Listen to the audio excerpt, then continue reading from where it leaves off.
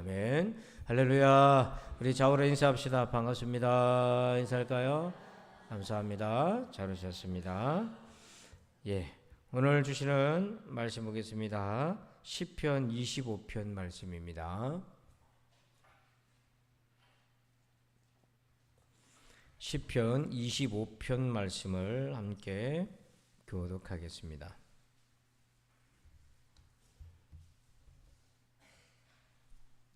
시편 25편입니다. 여호와여, 나의 영혼이 주를 우러러 보나이다.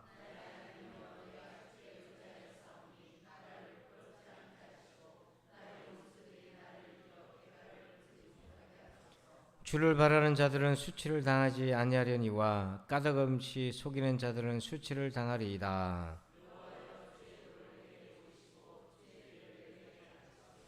주의 진리로 나를 지도하시고 교훈하소서. 주는 내 구원의 하나님이시니 내가 종일 주를 기다리나이다.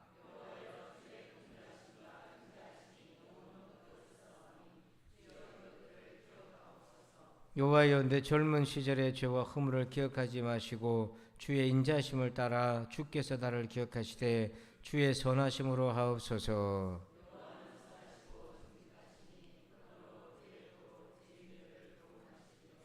온유한 자를 정의로 지도하시며 온유한 자에게 그의 도를 가르치시리로다.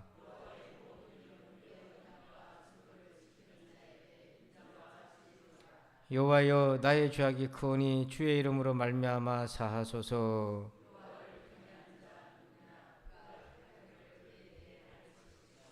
그의 영혼은 평안히 살고 그의 자손은 땅을 상속하리로다.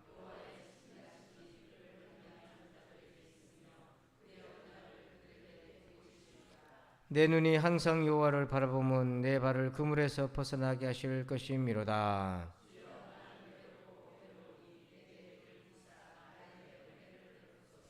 내 마음에 근심이 많사오니 나를 고난에서 끌어내소서.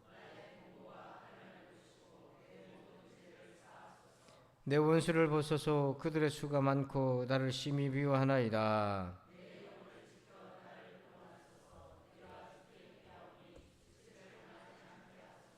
내가 주를 바라오니 성실과 정직으로 나를 보호하소서. 하나님이여, 이스라엘을 그 모든 환난에서 속량하소서. 아멘. 주님을 찬양합니다. 자, 말씀의 제목을 같이 읽어보실까요? 시작. 근심 한 개도 힘들어 죽겠 했는데 두 개나 붙었어요. 자, 오늘 17절을 같이 한번 읽어봅시다. 17절입니다. 같이 읽을까요? 시작. 내 마음에 근심이 많사오니 나를 고난에서 끌어내소서. 아멘. 자, 지금 마음에 뭐가 많아요? 근심이 많아요. 여기서 말하는 근심은 어떤 의미겠습니까?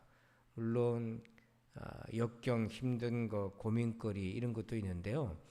이 근심이라는 히브리어에 아주 독특한 의미가 하나 들어가 있어요. 그게 뭐냐면 라이벌이라는 그런 의미가 있어요.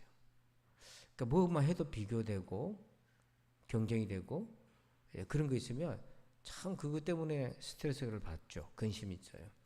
그래서 성경에 보면은 이런 종류의 근심을 가졌던 사람이 있습니다. 바로 한나예요. 자, 사무엘상 1장 6절을 보시면 여호와께서 그에게 임신하지 못하게 하심으로 그의 적수인 브닛나가, 자기 남편 엘가나의 첩이죠, 브닛나가 그를 심히 격분하게 하여 괴롭게 하더라. 바로 여기에 브닛나가 한나를 어떻게 했다고 되어 있어요? 심히 격분하고 괴롭게 했다. 이게 근심이에요. 오늘 말씀에 나와 있는 근심의 종류예요. 그래서 7절에 보니까 매년 한나가 여호와의 집에 올라갈 때마다 남편이 그같이 하며 브닛나가 그를 뭐예요? 또 격분시킴으로 그가 울고 먹지 아니하니. 이런 유의 근심, 이런 유의 걱정들이 있는 거죠. 그런데 이런 근심이, 이런 브닛나가 하나만 있어도 힘들 텐데요. 19절 보십시다. 19절 보니까 내 원수를 보소서. 그 다음 뭐라고 되어 있습니까? 예, 여기 화면이 아니라 본문 19절입니다. 본문 19절. 19절 시작. 내 원수를 보소서. 그들의 수가 많고 나를 심히 하나이다. 자, 그 원수가 어때요? 수가 뭐예요? 많아요. 이 수가 많아요. 그러니까 근심의 양이 얼마나 큽니까? 잠 못 드는 거예요. 근심의 양이 너무 많아요. 더군다나 16절 한번 보실까요?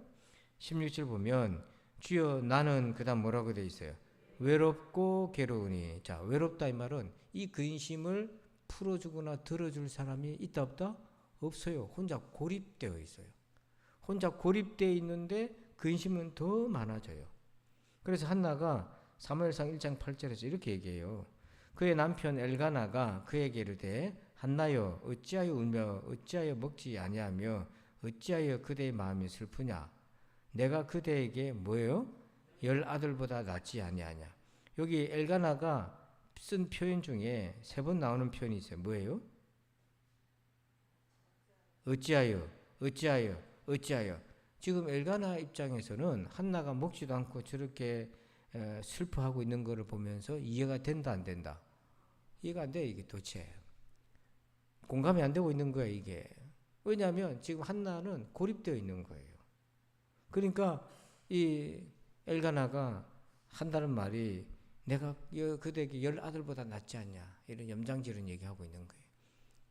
그러니까 이 문제는 한나가 고립되어서 풀어야 되는 거예요. 그러니까 남편의 도움이 되지 못해요. 그러니까 우리가 때로 살다 보면은 가족이나 친구나 이렇게 도움을 준다 해도 도움이 안 되는 그런 고립적 상황이 많이 생겨집니다. 자, 그런데 이게 이제 1차적 근심이에요. 그런데 이 근심 뒤에 숨어 있는 또 다른 근심이 있어요. 이건 그것들이 드러난 거고요. 숨어 있는 근심이 있어요. 자, 우리 3절 한번 봅시다. 3절에 본문 3절이에요. 시작. 주를 바라는 자들은 수치를 당하지 아니하려니와 까닭없이 속이는 자들은 수치를 당하리이다. 아멘. 자, 3절 보니까 수치라는 단어가 2번 나오죠. 이게 수치가 더 근심이에요. 그러니까 겉으로는 근심거리가 있는데요. 그런데 그 근심 이면에는 뭐가 있냐면 수치를 당할 것 같은 더 큰 두려움이 있어요. 근심이 있어요. 그래서 20절에 보면 또 이렇게 나옵니다. 내 영혼을 지켜 나를 구원하소서. 내가 주께 피하오니 수치를 당하지 않게 하소서. 그러니까 이스라엘 사람들은요. 수치를 당하는 걸 가장 싫어했어요. 두려워했어요. 우리 동양 사람들, 우리나라 사람들도 그렇지 않습니까? 수치 당하는 걸 굉장히 싫어하잖아요. 두려워하잖아요. 근데 지금 한나가 자식이 없어요. 근데 그 당시 유대 사회에서는 그게 결정적 수치였습니다. 그래서 한나는 어떤 경험을 하냐면 사무엘상 2장 5절과 7절에 이런 경험을 해요. 자, 풍족하던 자들은 양식을 위하여 뭐라고 돼 있어요? 품을 팔고.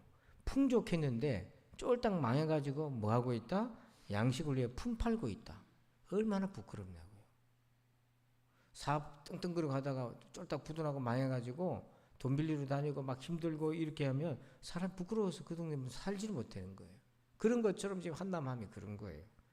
또 7절 말씀 보니까 여호와는 가난하게도 하시고 부하게도 하시며 그다음 뭐라고 되어 있어요? 낮추기도 하신다. 이게 지금 상황이 수치로 내몰린 거예요. 왜냐하면 하나님께서 한나에게 아기를 안 주신 거예요. 한나의 몸에 무슨 문제가 생긴 것이 아니라 하나님의 허락을 아직 안 하신 거예요. 때가 아직 안 됐기 때문이에요. 근데 그 때를 통해서 한나는 낮아지는 겸손, 수치에 대한 두려움 이런 것들을 복합적으로 경험하고 있어요. 자, 그런데 여기서 이제 수치의 본질이 나옵니다. 본문 2절 보십시다. 본문 2절이에요. 시작. 나의 하나님이여 내가 주께 의지하였사오니 나를 부끄럽게 하지 않게 하시고 나의 원수들이 나를 이겨 개가를 부르지 못하게 하소서. 아멘. 자, 여기에 수치의 본질이 나와요. 뭐가 제일 부끄럽냐면 나의 원수들이 중간에 2절 중간에 보니까 나의 원수들이 나를 뭐하고 내가 원수들한테 질까 봐 그게 더 부끄럽다 이게. 여러분 우리도요. 근심이 있고 시험 든 일이 있고 다 있지 않습니까? 그런데 다 이겨나가고 시간이 걸려서 그렇지 털고 일어나기도 하고 그렇게 하는데 어느 순간인가 여러분 마음속에 안 되네 도무지 이거 못할 것 같은데 라는 두려움이 팍 몰릴 때가 있어요. 평생 해오던 일이지만은 더 이상 못할 것 같은데, 이게 뭐냐면 원수에게 지는 그 순간인 거예요. 그럴까봐 두려운 거예요. 그럴까봐. 스스로에게도 실망스럽고, 내가 넘어지면 다른 사람들에게도 실망을 안겨다 줄 것 같은 이 수치에 대한 두려움이 있는 거예요. 제가 어떤 책에 보니까 이 두려움을 이렇게 표현했어요. 그림으로 이렇게 말씀드리면, 자, 이 사람이 지금 어디를 위에 지금 올라가 있는 것 같습니까? 담장 위에죠. 담장은 담장인데 담장 앞에 뭐가 있습니까? 철조망이 있어, 그죠? 그게 무슨 담장입니까, 이게? 예, 교도소 담장이에요. 그래서 이 위기에 있는 사람들을 가리켜서 쓰는 표현인데요. 교도소 담장 위를 걸어가는 사람이다, 이렇게 얘기해요. 그러니까 담장이 여러분 폭이 좁지 않습니까? 근데 여러분 교도소 가보셨나요? 아니 그냥 가려면 저는 갔다 와봤어요, 몇 번. 왜냐면 교도소 선교 때문에 갔다 와봤고, 갔다 왔다니까 또 놀래가지고 그 애들 데리고 중고등학생 데리고 견학도 한번 갔다 온 적이 있어요. 그런데 그 밖과 안은 완전히 다르지 않습니까? 밖과는 완전히 달라요. 근데 이 담장 위에 서 있을 때 자칫 잘못해가지고 발을 헛디뎌 실수하면은 교도소 안으로 떨어지잖아요. 이처럼 위태로운 거예요. 이거를 경계선 위에 있는 인생이다, 이렇게 표현해요. 그러니까 주로 이제 사업하시는 분들이나 만무탈 고민 있는 사람들을 가리켜서 교도소 담장 위에 서 있는 사람, 경계선 위에 있는 사람. 근데 요즘 경기도 많이 어렵고 또 자영업자들도 많이 힘들고, 이렇게 보면 말들은 안 해서 그렇지 많은 사람들이 이 경계선 위에 서 있는 상과 같은 위태위태한 분들이 참 많을 것 같다는 거예요. 오늘 여러분들은 어떻습니까? 바로 이렇게 내가 이렇게 실족해서 교도소 안쪽으로 떨어지면 얼마나 부끄럽나, 이게 수치스러운데 이를 깨물고 지금 버티고 있는 그런 상황. 이게 바로 숨은 근심, 근심의 근심이에요. 그래서 오늘 다윗도 내가 이 수치를 당할까 봐 두렵다, 사실은. 자, 그러면 이런 상황에서 어떻게 해야 되나? 자, 12절 봅시다. 12절 같이 읽어봐요. 시작. 여호와를 경외하는 자 누구냐? 그가 택할 길을 그에게 가르치시리로다. 아멘. 자, 12절 중간에 보니까 하나님을 경외하는 사람은 하나님 그에게 뭘 가르쳐 주신다고 돼 있어요? 택할 길, 택할 길. 이게 여러분 그냥 길이 아니고 무슨 길이에요? 택할 길. 이게 자유의지가 있는 거예요. 그러니까 여러분 우리가 선택할 수 있는 거예요. 모든 것은요, 우리에게 주신 자유의지로 우리가 선택을 하는 것입니다. 그런데 어떤 길을 선택하느냐 하면 하나님이 가르치시는 길을 선택하라는 거예요. 그러면 어떤 길도 있다는 거예요? 하나님이 가르치시지 않는 길도 있다는 얘기잖아요. 이게 바로 경계선 위에 있는 삶인 거예요.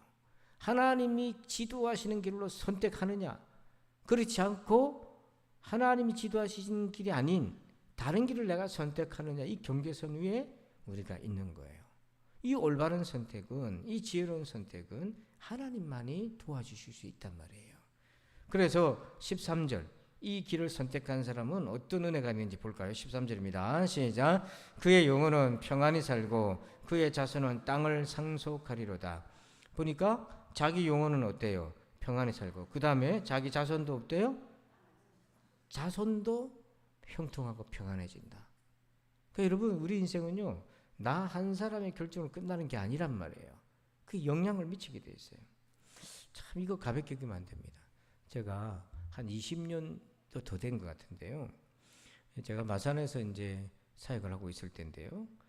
그때 제가 이제 부목사로, 전도사로 있다가 안수받고 부목사로 사역했던 교회에 학생들이 있었어요. 학생 자매가, 형제 자매가 이제 둘이 오빠랑 여동생이랑 나오는 그런 애들이 있었는데요.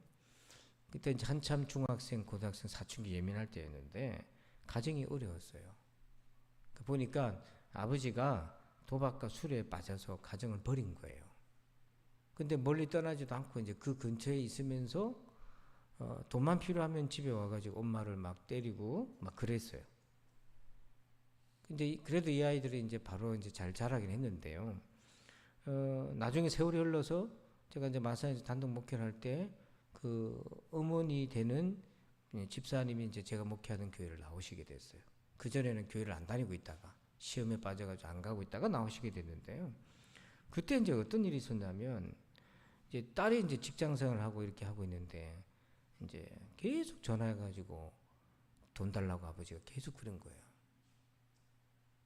그걸 안 주면은 막 협박도 하고 막 그랬어요. 근데 그날도 전화 와가지고 애들이 무슨 돈이 있습니까? 자기 그거 쓸 용돈도 없는데. 근데 이제 더 이상 이렇게 해서는 안 되겠다고 이제 끊었는데 그 며칠 뒤에 그 아버지가 자살한 거예요. 그러니 그 집안에 물론 오래전에 가정이 이렇게 버리고 있는 나간 상태지만 그래도 아버지인데 그 딸이 이제 그렇게 통화하고 그 아버지가 그렇게 스스로 목숨을 끊었으니 이거 어떻게 해야 합니까? 이게 평생 짐으로 가는 거예요. 그 집사님도 그렇고 아들도 그렇고 이게 말은 못해도 옆에서 아무리 도와주려고 해도요 이게 안 되는 거예요. 도움을 거절하니까. 그래서 오늘 내가 어떤 길을 선택하느냐 이 경계선 위에 있는데요. 이 길을 하나님이 지도하신 길을 선택할 건가 그렇지 않은 길을 선택할 건가. 이 나 혼자만의 문제가 아니라 내 자손까지도 이 문제가 영향을 미치게 되는 아주 중요한 것이다. 그래서 잠언 13장 22절에 이렇게 얘기합니다. 우리 같이 한번 읽어봅시다. 시작. 선인은 그 산업을 자자손손에게 끼쳐도 죄인의 재물은 의인을 위하여 쌓이느니라. 아멘. 거기 보니까 선인은 그 산업을 어디에 끼쳐요? 자자손손에 끼친다. 이게 뭐냐면 선한 영향력을 계속해서 펼쳐간다. 그래서 오늘 저와 여러분도 하나님이 기뻐하는 길을 선택하시기를 축복합니다. 자, 그렇다면 사실은 우리가 그런 고민을 하죠. 그거 모릅니까 목사님? 이렇게 하면 안 된다. 이 길로 가야 된다. 아는데 그게 쉽지 않으니까 그렇지요. 라고 얘기할 수 있을 겁니다. 자, 그럴 때 오늘 다윗은 어떻게 했나? 1절 보십시다. 1절을 같이 볼게요. 1절입니다. 시작. 여호와여 나의 영혼이 주를 우러러 보나이다. 이때 다윗이 한 게 뭡니까? 주님을 뭐 했다고 되어 있어요? 우러러 보았어요. 근데 여기서 우리가 주의해야 될 부분이 하나 있어요. 자, 15절 볼까요? 비슷한 말씀인데 15절에 이렇게 되어 있어요. 내 눈이 항상 여호와를 바라보면. 자, 여기까지는 맞지 않습니까? 1절과. 그런데 그 다음 부분 보세요. 내 발을 어디에서? 그러면 눈이 어디로 가 있어야 돼요? 발에 그물이 있으면.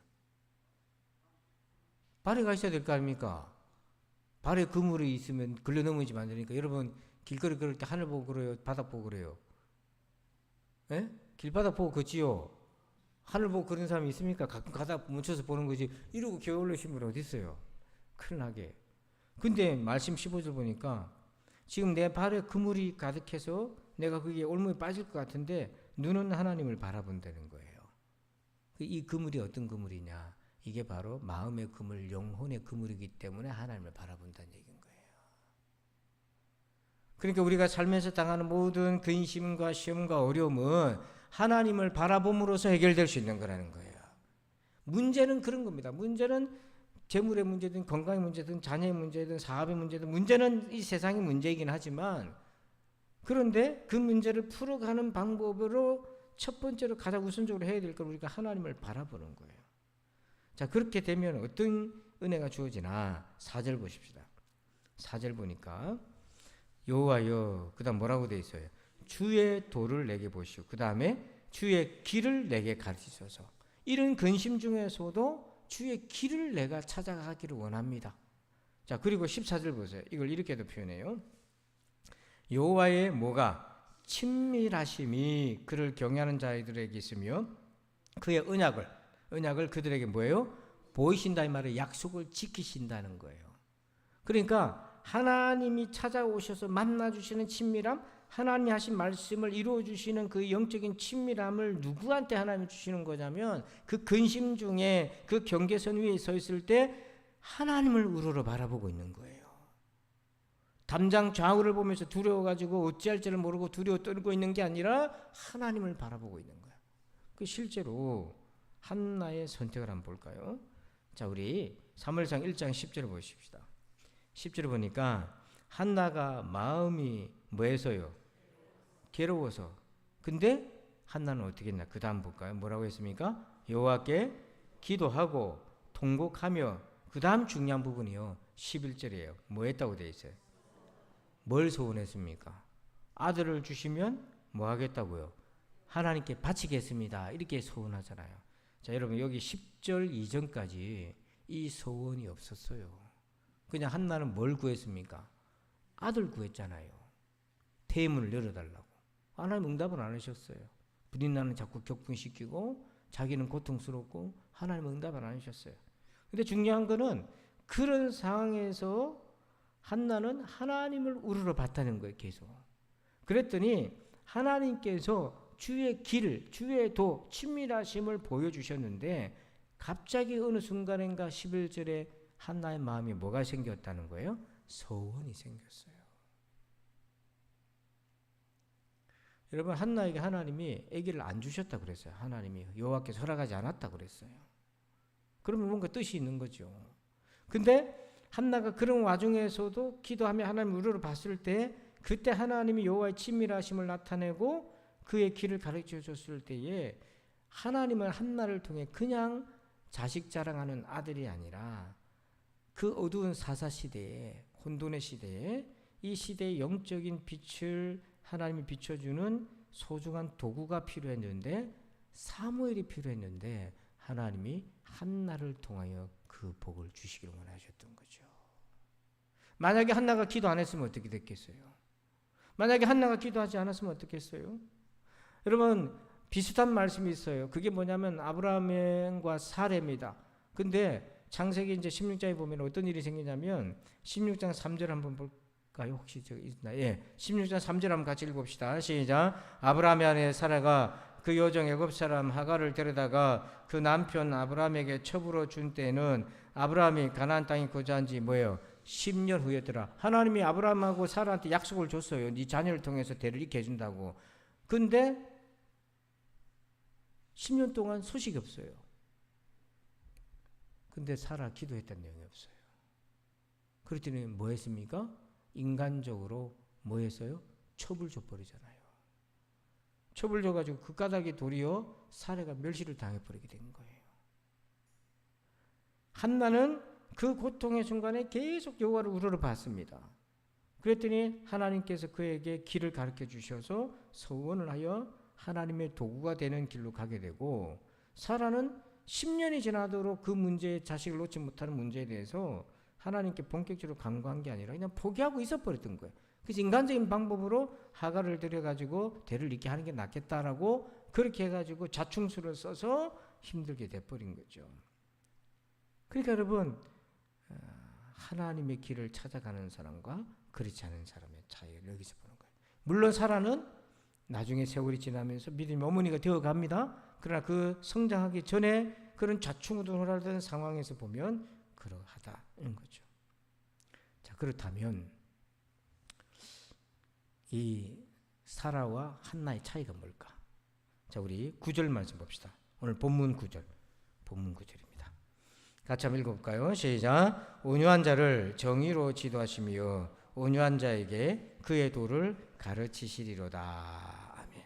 자, 지금 하나님이 어떤 자에게 길을 가르쳐 주시고 도를 가르쳐 주시다고 되어 있어요? 예, 온유한 자, 온유한 자. 온유한 사람에게 하나님 길을 가르쳐 줘요. 온유하다는 말 뜻이 뭐냐면 길들여진다는 거거든요. 그러니까 여러분, 야생말이 막 천지를 모르고 자기 혼자 뛰어다니던 야생말이 누구를 만나야 길들여집니까? 사람을 만나서 훈련받으면 길들여져서 이제는 뭐예요? 주인의 말을 듣고 농사도 짓고 배달도 하고 다 하잖아요. 그 길들여지는 거예요. 하나님의 손에 길들여지는 거예요. 그러니까 한나에게 이런 온유함이 있었다는 거예요. 왜냐하면 한나가 있던 시절에 제사장으로 있었던 사람이 누굽니까? 엘리 제사장이에요. 근데 그 엘리 제사장이 그때는 뭐예요? 이제 은퇴의 기로에 서 있고 눈도 멀고 아들 둘이 이렇게 말썽 피우고 그렇게 됐던 시절의 엘리였어요. 그러면 여러분 그런 것 같은 보통 사람 같으면은 엘리 제사장을 어떻게 여기겠어요? 여러분 말고 보통 사람들요. 엘리 제사장을 어떻게 보겠어요? 말씀은 안 하시네. 아이고 빨리 은퇴하시지. 뭐 이 생각 안 하겠습니까? 근데 17절 보세요. 하면 사무엘상 1장 17절부터 19절까지 한번 볼까요? 그렇게 성전에서 막 통해갖고 기도하고 있는 것을 술 취한 여자처럼 기도하고 있는 것을 엘리가 봤습니다. 사연을 들었어요. 사연을 들었는데 17절에 엘리가 대답하여 이르되 평안히 가라. 이스라엘의 하나님이 네가 기도하여 구한 것을 뭐예요? 그러니까 이 엘리 제사장이요 막 능력이 충만해가지고 네가 기도한 걸 하나님께서 그렇게 주시기를 원하노라 이렇게 한 게 아니고 눈도 침침하고 힘도 없는 상황이지만 기도하는지 술 취한지 분간도 못하고 있을 정도의 연약한 노쇠한 엘리였단 말이에요. 근데 그 사연을 듣고는 엘리 제사장에게는 축복 권세가 있잖아요. 축복을 해준 거예요. 평안히 가라. 하나님 이스라엘 하나님이 네가 기도하여 구한 것을 허락하시기를 원하노라고 그의 기도에 축복을 해줘요. 자, 여기는 제사장이 이렇게 축복을 한 겁니다. 그 다음 한나의 반응이 있잖아요. 한나의 반응이 있어요. 18절에 여기에 한나의 온유함이 나와요. 자, 같이 한번 읽어봅시다. 시작. 이르되 당신의 요정이 당신께 은혜 있기를 원하나이다 하고 가서 먹고 얼굴에 다시는 근심빛이 없더라. 한나가 어떻게 했어요? 이거를 18절을 한 단어로 축약하면 뭡니까? 이거 맞추신 분 오늘 그냥 한번 써야 되겠네. 18절을 단 한 단어로 축약하라. 아멘이지 않습니까? 아멘이잖아요. 아멘 한 거잖아요. 그렇지 않고 온유한 사람이 아닌 것 같으면 무슨 얘기하고 있나 지금.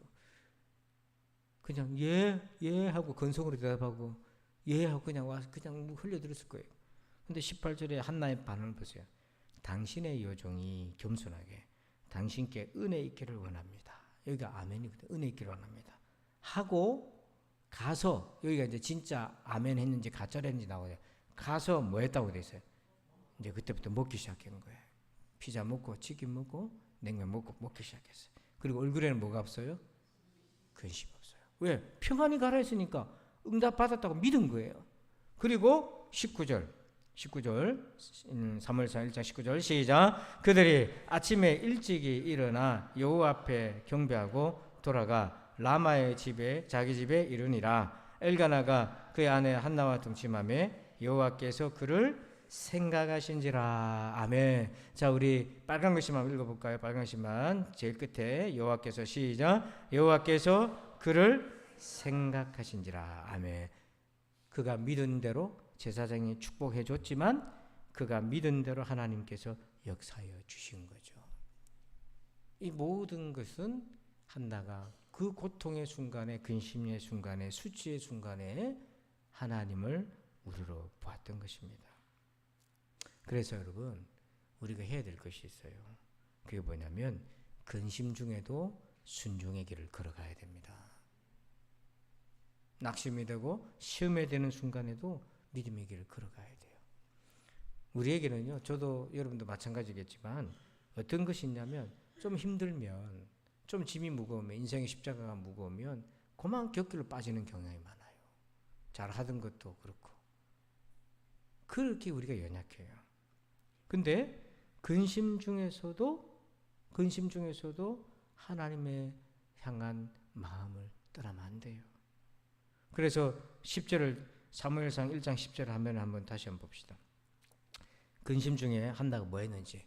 자, 밑에 10절만 읽어볼까요? 10절만 시작. 한나가 마음이 괴로워서 여호와께 기도하고 통곡하며. 마음이 괴로웠지만 뭐 했다고요? 기도하고 통곡하며 하나님을 우러러 봤다 하는 겁니다. 그래서 결국요 한나가 응답을 받아요. 응답을 받는데 사무엘상 2장 1절과 2절을 우리 끝으로 같이 한번 읽어보실까요? 시작. 한나가 기도하여 이르되 내 마음이 여호와로 말미암아 즐거워하며 내 뿔이 여호와로 말미암아 높아졌으며 내 입이 내 원수들을 향하여 크게 열렸으니 이는 내가 주의 구원으로 말미암아 기뻐함이니이다. 여호와와 같이 거룩하신 이가 없으니 이는 주밖에 다른 이가 없고 우리 하나님 같은 반석도 없으심이니이다. 아멘. 할렐루야. 거기 1절에 보세요. 1절에 보니까 내 뿔이 여호와로 말미암아 뭐였어요? 이게 수치를 하나님이 가져가 주셨다는 거잖아요. 그 담장 위에 올라서서 경계선 위에 서서 불안불안하고 수치 위에 경계선에 있던 그 한나를 여호와를 우러러봤던 그를 하나님은 그의 뿔을 높이 올리시면서 그것도 원수들을 향해 몰려온 대적자들을 향해 그렇게 하나님은 한나와 다윗과 믿음의 사람들을 건져주셨어요.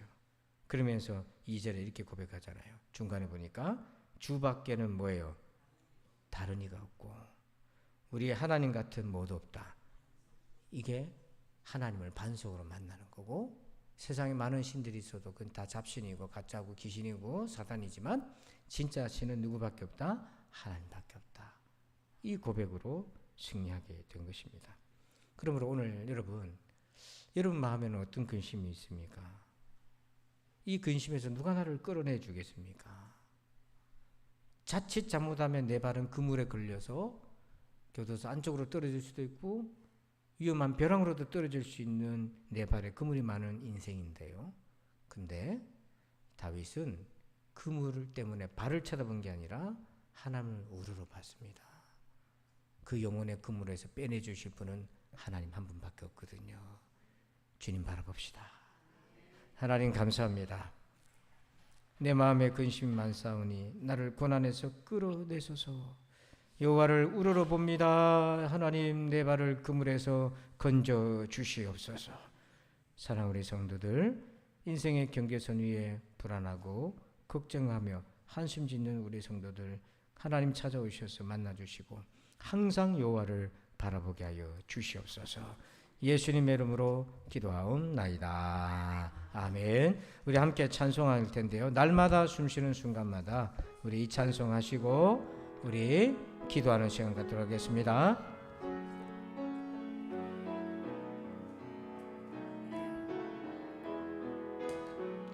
날마다 숨쉬는 순간마다 내 앞에 어려운 일 보내 주님 앞에 이 몸을 맡길 때 슬픔 없네 두려움 없네 주님의 그 자비로운 손길 항상 좋은 것 주시도다 사랑스레 아픔과 기쁨을 수고와 평화와 안식을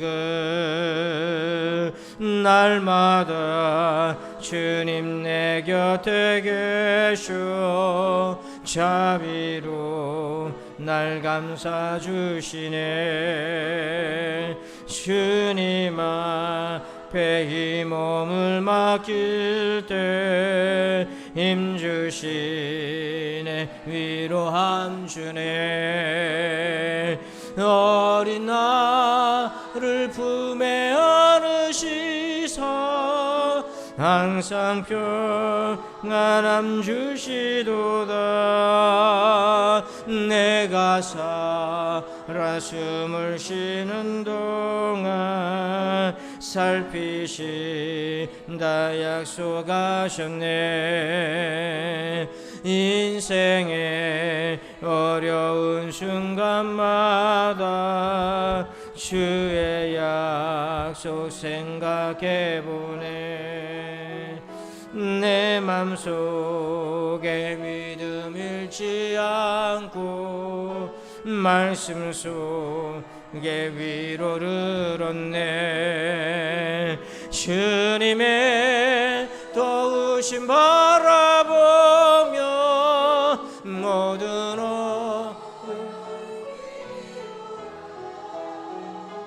흘러가는 순간순간마다 주님야. 우리 3절 한 번 더 찬송합시다. 인생의 어려운 순간마다, 인생의 어려운 순간마다 주의 약속 생각해보네. 내 맘속에 믿음 잃지 않고 말씀 속에 위로를 얻네. 주님의 도우심 바라보며 모든 어려움 이기도다. 흘러가는 순간순간마다 주님 약속 새겨 주님의 도우심 바라보며 주님의 도우심 바라보며 모든 어려움 이기도다. 흘러가는 순간순간마다 주님야. 우리 두 손 들고 한번 고백합시다. 주님의 도우심 바라보며 주님의 도우심 바라보며 모든 어려움 이기도다. 흘러가는 순간순간마다 주님 약속 새겨. 우리 다 함께 주여 한번 외치고 기도합시다. 주여. 아버지 하나님 감사합니다. 아버지 하나님